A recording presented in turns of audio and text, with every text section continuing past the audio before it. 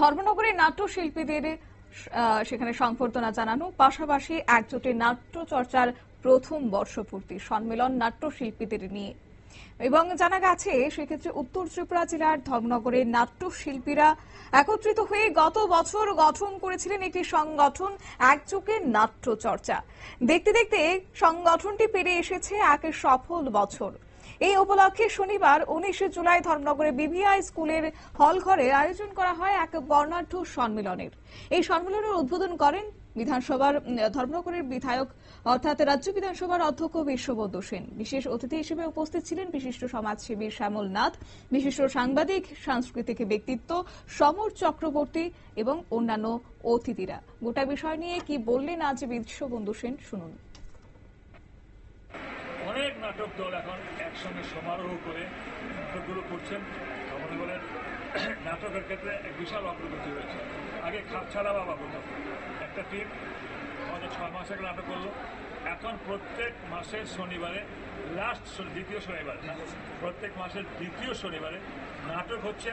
এবং সবচেয়ে বড় কথা, এগুলো প্রফেশনাল সিস্টেম ছাড়া কোনো টিকতে পারে না।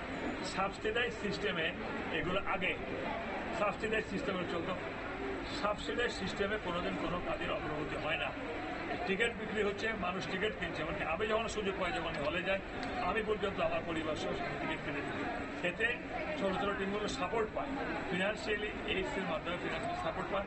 এতে নাটকের দলগুলো যথেষ্ট অগ্রগতি হচ্ছে। একসময় পূর্বতন চিত্র পরিচালক নাট্য পরিচালক কিংবা নাট্যকর্মীরা বসে গিয়েছিল কাজের অভাব। এখন কিন্তু সবাই কাজ পাচ্ছে, নাটকের কাজ পাচ্ছে। ভেরি রিসেন্টলি বিশ্বদেব স্মৃতি শিশু নাটক প্রতিযোগিতায় ধর্মনগরের 35টা টিম হয়েছে। 35টা টিমই সাকসেসফুল নাটক করেছে এবং বিশাল উৎসাহ উদ্দীপনা তৈরি হচ্ছে। রাইট ফ্রম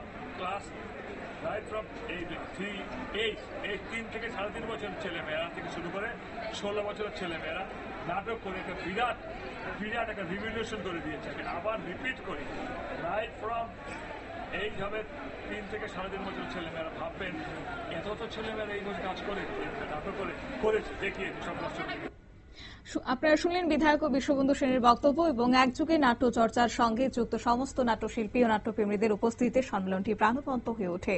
সম্মেলনের অংশ হিসেবে সেদিন সকলের উপস্থিতিতে বৃক্ষরোপণ কর্মসূচি অনুষ্ঠিত হয়, যা অনুষ্ঠানে পরিবেশ সচেতনতার বার্তা ছড়িয়ে দেয়। নিয়ে নিশ্চিত ছোট্ট একটি বিজ্ঞাপন বিরতির সঙ্গে থাকুন।